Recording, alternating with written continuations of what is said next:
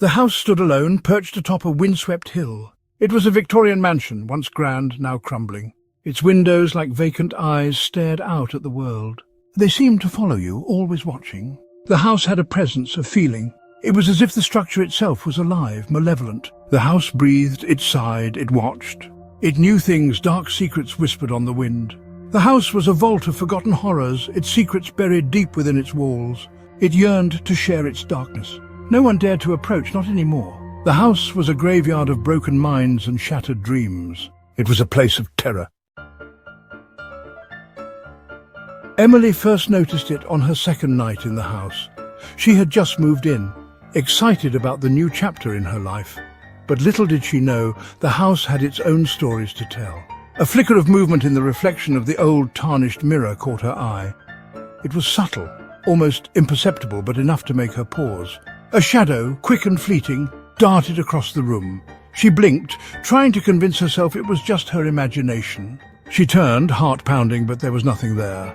The silence was deafening, amplifying her growing unease. The room was empty, silent, just the old furniture draped in dust sheets and the moonlight filtering through the grimy windows, casting eerie shadows.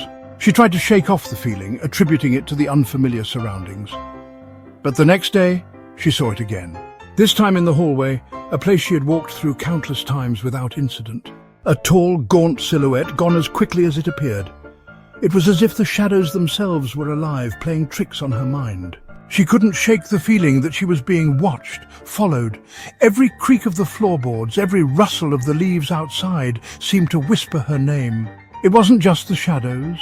Sometimes, late at night, she would hear whispers, soft, indistinct murmurs just on the edge of hearing, like a distant conversation she wasn't meant to overhear. They seemed to come from the walls themselves, as if the house was trying to communicate with her. She tried to rationalize it, to tell herself it was just the wind, the old house settling. But the whispers were persistent, growing louder each night. Deep down, a primal fear took root. She was not alone. The house had secrets, and it seemed determined to share them with her, whether she wanted to hear them or not. The once welcoming home had turned into a place of dread, where every shadow and whisper hinted at a dark past. She knew she had to uncover the truth, to face whatever was lurking in the corners of her new home. Only then could she hope to find peace. But for now the shadows remained, a constant reminder that she was never truly alone. The house had a history, a dark and bloody one. It stood as a silent witness to the horrors that had unfolded within its walls, its very structure seeming to absorb the pain and suffering of those who had lived there. Local legends spoke of a family slaughtered within its walls, their spirits forever trapped. The tale was passed down through generations, each retelling adding more layers of fear and mystery. It was said that the patriarch, driven mad by grief, had taken his own life after ending those of his wife and children. His madness was attributed to a curse, a malevolent force that had taken hold of his mind. The townsfolk whispered of the house, their voices hushed and fearful. They avoided it at all costs, believing that even speaking of it too loudly could invite its curse upon them. They spoke of disappearances, of strange lights and sounds, of a palpable sense of dread that clung to the house like a shroud. The house seemed to have a life of its own, feeding off the fear it generated. The house, they said, was cursed. It was a place where the boundary between the living and the dead was thin, where the past and present collided in a terrifying dance. It fed on the fear and despair of its inhabitants, growing stronger with each life it claimed. The more it consumed, the more powerful it became, an insatiable entity of darkness. Emily, initially dismissive of these stories, found herself drawn to the local library. She was a skeptic by nature, but something about the house intrigued her. A pull she couldn't quite explain. She pored over old newspapers, dusty archives, and faded photographs. Each piece of information she uncovered painted a more horrifying picture of the house's past. What she found chilled her to the bone. The stories were true. The house had a documented history of tragedy and death, each event more inexplicable than the last. There had been a series of unexplained deaths and disappearances associated with the house, spanning decades. Each incident was shrouded in mystery, with no clear explanation ever found. Each tragedy more horrific than the last. The house seemed to be a magnet for misfortune, a place where evil thrived and hope withered. The whispers grew stronger, more insistent. They seemed to emanate from the very walls themselves, carrying fragments of conversations, snippets of laughter and screams. Screams that sent chills down Emily's spine. One night she woke to the distinct feeling of a cold hand on her cheek. She sat bolt upright in bed, her heart pounding against her ribs. The room was dark, but she could feel a presence. "Hello?" she whispered, her voice trembling. A cold breeze swept through the room, rustling the curtains and sending a shiver down her spine. The whispers intensified, swirling around her like a vortex of despair.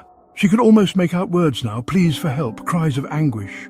They were close, so close. But then, just as suddenly, they were gone. Every footstep in the house was met with a response. The old wooden floor seemed to have a life of its own, each creak and groan telling a story of its past. It was as if the house was alive, breathing and reacting to every movement within its walls. The floorboards groaned and creaked as if protesting her presence.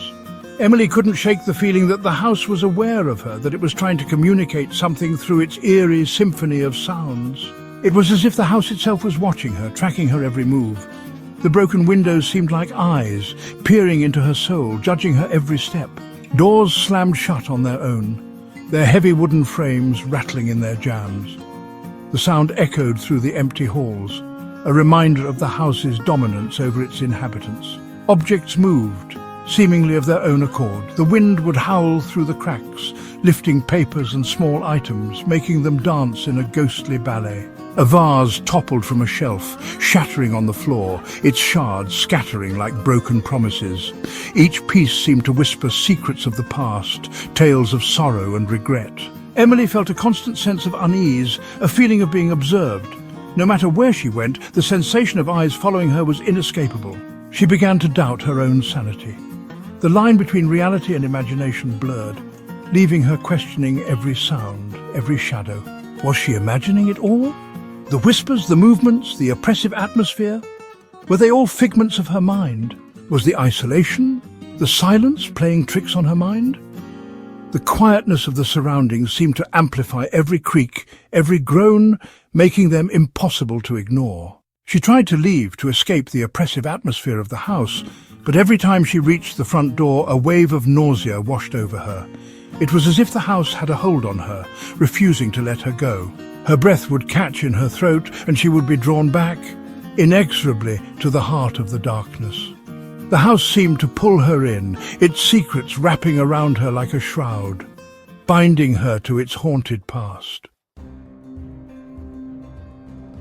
The walls close in. The house felt smaller now, the walls closing in, suffocating her. The air was heavy with the weight of unseen eyes, the stench of decay and despair clinging to her like a shroud. She stopped unpacking, stopped trying to make the house her own. It was futile. The house belonged to something else, something ancient and evil. Sleep became a distant memory, a luxury she could no longer afford. Every time she closed her eyes, she was plagued by nightmares, visions of the family, their faces contorted in agony, their eyes staring accusingly. She was trapped, caught in a web of terror she couldn't escape. The house had her now, its grip tightening with each passing day. Don't look in the mirror. The mirrors were the worst. They reflected something more than her own fear-stricken face. In their depths, she saw fleeting glimpses of other faces, other lives lived and lost within the walls of the house. The faces would appear for a split second, their expressions filled with anguish and terror before vanishing back into the darkness. Sometimes she would catch sight of a figure lurking behind her, its eyes glowing with an unnatural light. She avoided the mirrors now, afraid of what she might see, afraid of what they might reveal. The house was a labyrinth of mirrors, reflecting her deepest fears, amplifying her terror. Trapped! She tried to call for help, but the phone lines were dead. Her car wouldn't start, the engines sputtering and dying every time she turned the key. The house had her now, its hold on her absolute. It was as if the house itself was a living entity, feeding on her fear, growing stronger with each passing moment. She was a prisoner in her own home, surrounded by the ghosts of the past and the horrors of the present. The line between reality and nightmare blurred, leaving her lost in a sea of terror.